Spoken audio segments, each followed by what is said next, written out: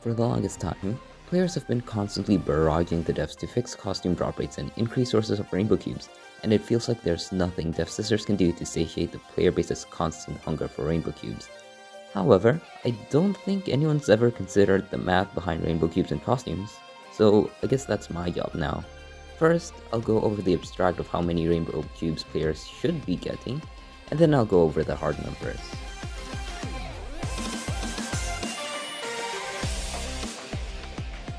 Costumes are primarily a cosmetic item.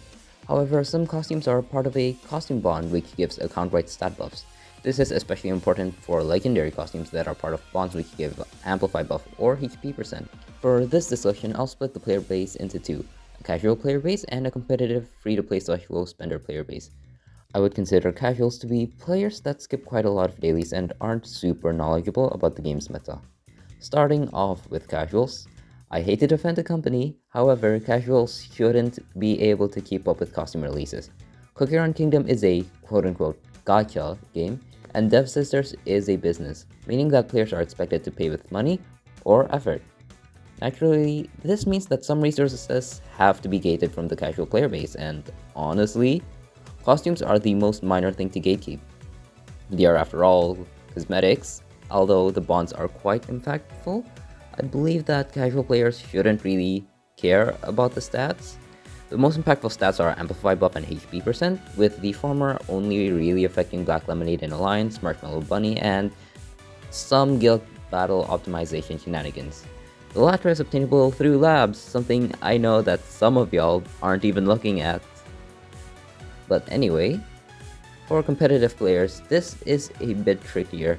Needing to optimize every bit of damage means that the singular percent of things like Amplify Buff becomes significantly more relevant. However, since a lot of whales are also active players, that means that making maxing out costumes more accessible is also highly likely to going to reduce the money that whales would need to spend to max out bonds as well. And to be completely honest, I would be okay with competitive free-to-plays only being able to max out costume bonds once they go on discount in the Rainbow Star shop. This is genuinely significantly better than most gacha games out there, but CRK is one of the more competitive free-to-play friendly gacha games, so I'm only aligning bond maxing to other aspects of the game, like maxing out Awakened Ancients. But is that the case currently? Well, let's dig into the math and find out. Let's quickly go over the sources of Rainbow Cubes, and for the following parts of the video, I will be considering a competitive player's perspective and capabilities. A high-end player should be able to reach Grandmaster 1 in Alliance, Grandmaster 2 in Guild Battles, Challenger 2 now, and Grandmaster 3 in Arena, which give out 3,800, 4,000, and 1,000 cubes respectively, with Arena providing an additional 1,000 cubes through the Arena tier reward as well as the seasonal participation missions, netting a consistent 9,800 cubes every 4-week period. Additionally, players are able to watch 5 rewarded ads a day for the 30 cubes each, which is another 4,200 cubes over a 4-week period. Furthermore, emerald fossils from the mines as well as monster minutes item chests are able to drop rainbow cubes, with emerald fossils dropping on average 16.5 rainbow cubes per fossil, and menace item chests dropping 11.6 rainbow cubes each. For menace chests, you are guaranteed to get 4 of them a day as long as you clear the respective menace stage, netting a bonus 1,300 cubes over a 4-week period. Emerald fossils are a bit less straightforward though, as players may choose to completely forego emerald fossils for other adventure cards. Within there's 144 fossil hours lined up for this week. However, realistically, even competitive creators few hours selected for every 6 hours. For each Minecraft optimistic hours, so you can 100 hours for days, 180 hours, 650 hours a week. However, doing emerald fossil card on the weekend is equal to 14.4 emerald fossils, rounding down to 14.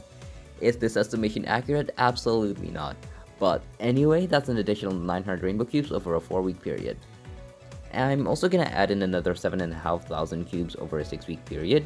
Recently, the devs have been absolutely hammering players with Rainbow Cube events from various town square events, weekly login rewards, logins in general, Rainbow Cube rebates for pulling on the costume gacha, and whatnot. And if I'm being completely honest, I think this number is a bit low, but it's better to underestimate than to overestimate. Like, I made the script before the update dropped, and we got a 7,000 Rainbow Cube login check-in over a week. So that singular check-in is nearly the entire estimate for the full patch, not even just a 4-week patch. That was the estimate for a 6-week patch. So altogether, that's 21,200 cubes farmable over a 4-week period, taking 4/6 of the 7.5k figure for events. And is that enough to keep up with legendary costume releases? To do that, I can do math. But I haven't been taught how to do that yet. So I can make code, but I'm not good at code, so I actually had to make a simulation over at scratch. Okay, I forgot that Google shows my goddamn address, like at the bottom. You know what? I'm not gonna explain anything. Re-explain anything. I'm just gonna go straight into it. 918 minus all of that in a bracket. That is way off. Right. Yeah, there we go. Seems to be like 164.5. You can check it out yourself and double check the very jank math.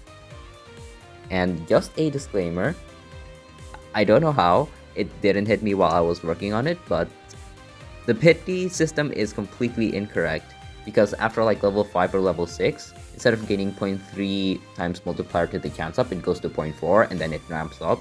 Like the infamous stock game level 22 pity legendary costume event. It shows the legendary pity multiplier going from 55 times to 60 times, which is very obviously not an increase of 0.3x. So, and I wish I could rewrite my code and make it more accurate, but I legitimately cannot find the numbers.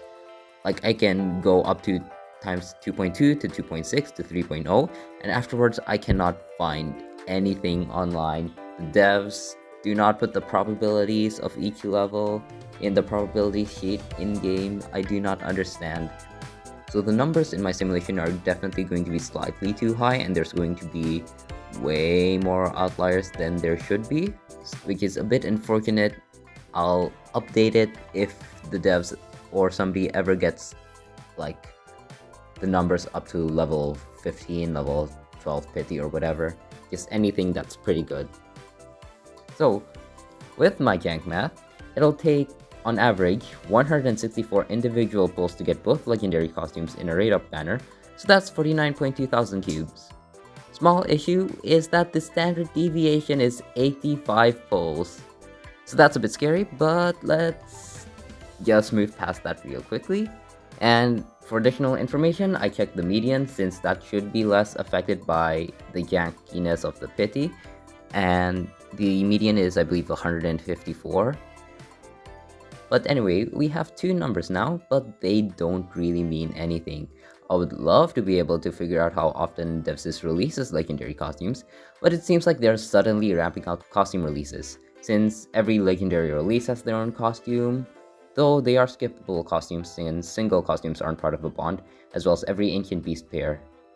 Hell, we even have an overlap between two separate legendary costume banners going on right now, with Mystic Flower and Dark Cacao, as well as Golden Cheese and Burning Spice getting their respective costumes. I can go off of the rate of legendary costumes releases in the past, but I doubt it'll be a better estimate than a gut feeling guess, which is exactly what I'm gonna do. I'll assume there will be 3 major main story updates throughout the year, which will each have a paired legendary costume banner, and an additional paired legendary costume banner for the Cookie of the Year shenanigans, summing up to 4 paired banners. I'll also consider an additional 3 singular legendary costume banners. We got a lot more legendary costume banners this year, but I blame that on a backlog of Mystic Flower and Dark Cacao, as well as Burning Spice and Golden Cheese not releasing with their own costumes, and we won't have a backlog going into 2026. That comes out to 207,000.6 cubes in a year. Taking our 21.2 cube figure free to place make 254.4k cubes or 884 8 pulls in a year. So that seems pretty bad. The fact that there's also new special costumes and epic costume releases throughout the year make it sound worse. However, this is where I use Fermi estimation once again. Keep in mind that the 21.2 thousand cube figure is actually a lowball, as there are definitely more than 7.5 thousand miscellaneous sources of cubes throughout a full 6-week update. Not to mention, the devs have also implemented the daily free pull on the Golden Cheese / Burning Spice banner, and I'd be hard pressed to believe that they wouldn't re-implement it for future banners. So over a 6-week period, that sums out to 42 pulls, equivalent to 12.6 thousand cubes worth of pulls for free, just for Devsisters releasing the banner. And also keep in mind that my math for the pity is way off. The average is definitely way lower, and if you're taking the median to kind of counteract the incorrect pity system in my code, then it's even lower. Then it reduces the yearly cubes needed by like 6%-ish. Additionally, pulling duplicate costumes on legendary banners also now gives rainbow crystals at about 1.65 stars per pull, meaning you can pick up whatever epic costumes you want guaranteed, but also you can afford to skip a bondless singular legendary costume, saving another 24.6 thousand cubes. So, considering my underestimation and the implementation of more ways of getting rainbow cubes, not only can competitive free-to-plays keep up with legendary costume releases, they can keep up with all costume releases, barring maybe a few special costumes here and there, given average luck and smart spending.